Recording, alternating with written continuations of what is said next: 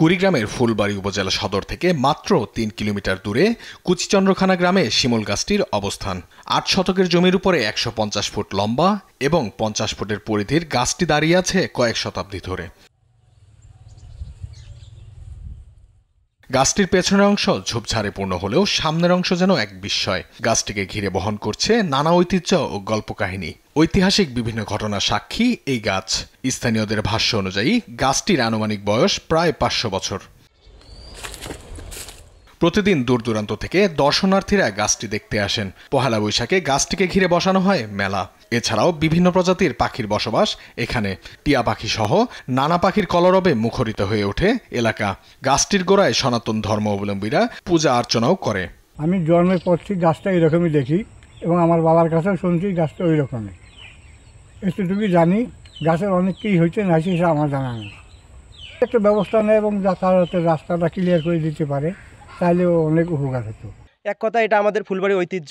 আমার মনে হয় যে এইরকম ঐতিহ্যবাহী গাছ আমাদের বাংলাদেশে খুব বর্তমান বিরল। সেটা আমাদের ফুলবাড়িতেই আছে। ভালো লাগে। আসলে প্রশাসন যদি সহযোগিতা করে তো এরকম একটি সুন্দর গাছকে যাতে হারিয়ে না যায়, এটি যেন সংরক্ষণ করে, আমরা আসলে এটি প্রত্যাশা করছি এবং আমরা আহ্বান জানাই যারা কুড়িগ্রামে এই গাছটি এখন পর্যন্ত দেখেনি তারা যেন এই ফুলবাড়িতে আসে এবং শিমুল গাছটি যেন একবার হলেও দেখে যায়। প্রাচীন এই গাছটি পরিবেশ ও প্রকৃতি রক্ষায় গুরুত্বপূর্ণ ভূমিকা পালন করছে বলে জানান উদ্ভিদবিদ্যা বিভাগের শিক্ষক। গাছটির বয়স নিঃসন্দেহে ২০০ বছরের বেশি হতে পারে। এই ধরনের বড় গাছ পরিবেশ এবং প্রকৃতির জন্য অত্যন্ত ভালো।